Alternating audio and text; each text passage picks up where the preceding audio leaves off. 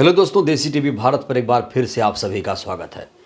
Mayawati BSP supremo देश की सबसे बड़ी नेता हैं। जी हाँ दोस्तों, आप लोग सोच रहे होंगे ये मैं क्या बोल रहा हूँ। ये मैं नहीं बोल रहा हूँ, कांग्रेस के एक बड़े नेता ने बयान देकर सियासत में भूचाल ला दिया है। दोस्तों वैसे तो आपको पता है कि जो इंडिया गठबंधन है अभी भी अधूरा है, क्योंकि इंडिया गठबंधन में अभी बसपा सुप्रीमो को बीएसपी को शामिल नहीं किया गया है। और इंडिया गठबंधन का उद्देश्य आपको पता है कि इंडिया गठबंधन का उद्देश्य मात्र एक उद्देश्य है, भारतीय जनता पार्टी को सत्ता से उखाड़ फेंकना।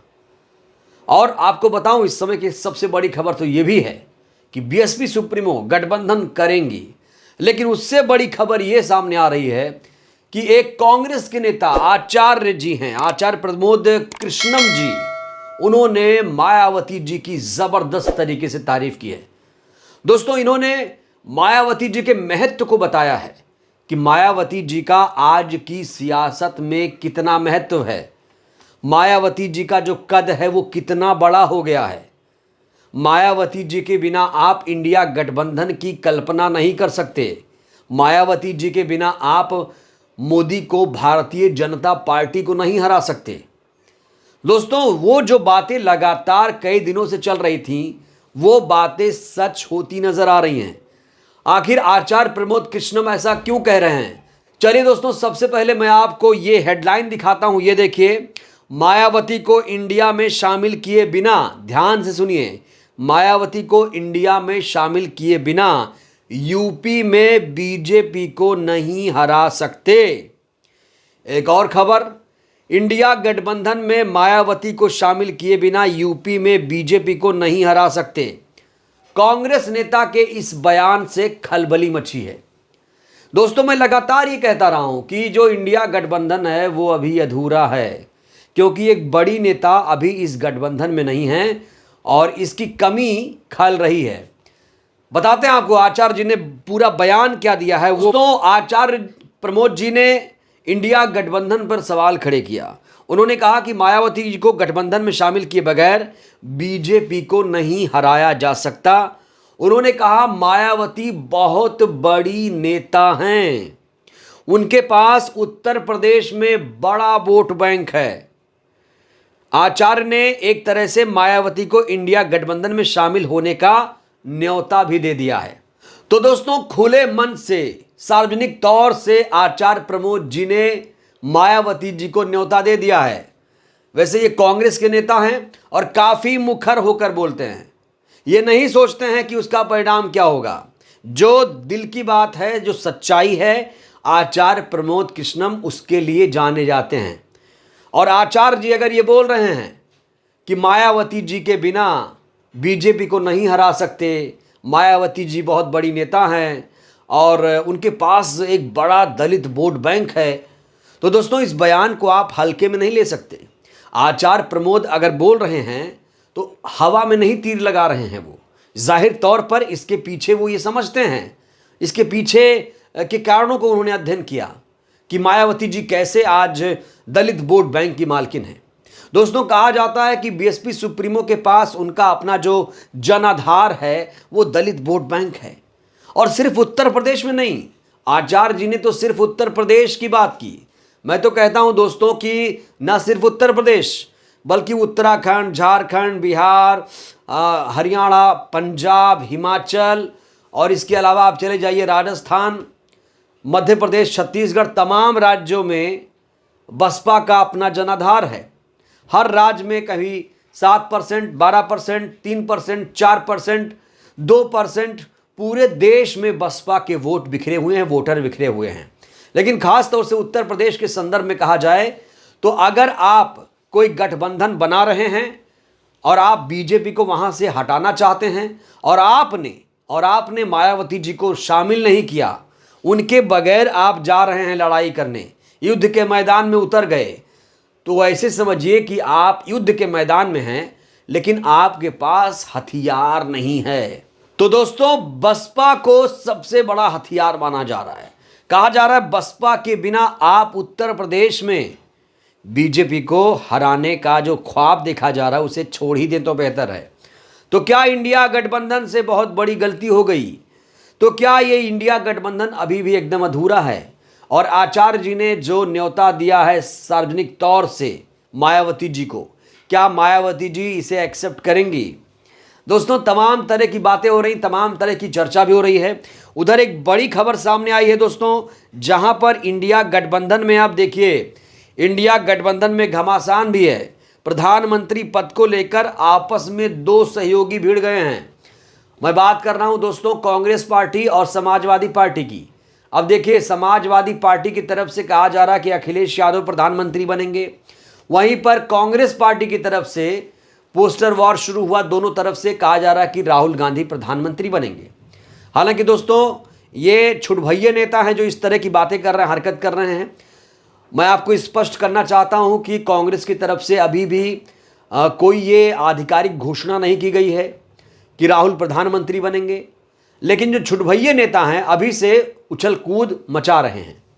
तो इनकी बातों को आप लोग सीरियसली मत लीजिए। कुल मिलाकर अगर आपको बीजेपी को सत्ता से उखाड़ फेंकना है तो आपको इंडिया गठबंधन को मजबूत करना पड़ेगा। आप लाख दौरे कर लीजिए, आप लाख तरह की सभाएं कर लीजिए, लेकिन उत्तर प्रदेश में अगर आपने एक बड़ी खिलाड़ी को नज़रअंदाज किया, उनको खेल में शामिल नहीं किया और मैदान में उतर गए, तो जाहिर तौर पर आपकी हार तय है। और आचार्य जी का जो बयान है वो इसी तरफ इशारा कर रहा है। आचार्य जी ने दो महत्वपूर्ण बातें जो कही हैं, सबसे बड़ी नेता और साथ ही साथ कहा दलित वोट बैंक की मालकिन है। दोस्तों, ये तो वही बात हुई जो लगातार हम कई दिनों से ये डिस्कस करते आ रहे थे आपके सामने कि बसपा सुप्रीमो को नज़रअंदाज करके कहीं ना कहीं इंडिया गठबंधन ने, उनके नेताओं ने ये जो स्वार्थ का गठबंधन बना रखा है, कहीं ना कहीं अपने पैर पर कुल्हाड़ी मार रखी है। शुरू से ही इंडिया गठबंधन सवालों के घेरे में है। अब तो लगातार उनके नेता भी ये कह रहे हैं कि ये जो गठबंधन है वो स्वार्थ का गठबंधन है। आचार्य जी ने साफ तौर पर यह इशारा किया कि अगर आप बिना मायावती जी के उतरने जा रहे हैं चुनाव में, तो ये आपकी सबसे बड़ी भूल साबित होगी। दोस्तों, वैसे तो आपको बता दूं कि बीएसपी सुप्रीमो ने अभी गठबंधन का ऐलान नहीं किया है। उन्होंने पिछले दिनों कहा था कि हम तो ना इंडिया के साथ हैं ना एनडीए के साथ हैं। तो बीएसपी सुप्रीमो किसके साथ गठबंधन करेंगी? दोस्तों, जैसा कि हमने आपको बताया कि एसपी और कांग्रेस में इस समय एक वॉर छिड़ा हुआ है। तमाम तरह की बयानबाजी शुरू हो गई है अजय राय वर्सेस अखिलेश यादव जी में, और एक वॉर टाइप का शुरू हो गया है। हालांकि मैं उस प्रकरण में नहीं जाना चाहूँगा, लेकिन कहीं ना कहीं कांग्रेस और समाजवादी पार्टी में अंतर्द्वंद जरूर शुरू हो गया है। और बसपा के लिए अच्छी बात यह है, मायावती जी के लिए अच्छी बात यह है कि मायावती जी अभी तमाम विवादों से दूर हैं। और लोग ये भी कह रहे हैं कि मायावती जी इंडिया गठबंधन में ना शामिल होकर उन्होंने जो अपना वर्चस्व है वो बनाए रखा है, क्योंकि चुनाव की अभी घोषणा नहीं हुई है। उससे बहुत पहले इंडिया गठबंधन का फॉर्मेशन कर दिया गया। इंडिया गठबंधन में अभी सीटों को लेकर बंटवारा भी नहीं हुआ, उसमें भी दिक्कत आ रही है। प्रधानमंत्री पद को लेकर होड़ शुरू हो गई है। कोई नीतीश कुमार जी को कह रहा है पीएम बनेंगे, कोई ममता बनर्जी को, कोई शरद पवार को, कोई केजरीवाल जी को, कोई कह रहा है कि नहीं हम तो अखिलेश जी को बनाएंगे, राहुल गांधी जी को बनाएंगे। तो इस तरह की जो अंतर्द्वंद है, जो मतभेद है, अभी से शुरू हो गया है। कायदे से इंडिया गठबंधन का अभी वो निर्माण ही नहीं हुआ जो इसका स्वरूप है। उस स्वरूप को लेकर भी सवाल खड़े हो रहे हैं। एक बड़ी प्लेयर को आपने मिस कर दिया। सोचिए, जहां से दिल्ली का रास्ता तय होता है और वहीं पर एक बड़ी खिलाड़ी है, उसे आपने कॉन्फिडेंस में नहीं लिया, उसे मनाया नहीं, उसे निमंत्रण तक नहीं दिया गया। दोस्तों, 23 जून को पहली बैठक थी बिहार की राजधानी पटना में, शायद आप लोगों को याद होगा, और वहां बसपा सुप्रीमो को निमंत्रण नहीं दिया था। नीतीश कुमार जी ने खास तौर से, दोस्तों, नीतीश कुमार जी इसके अगुआ हैं।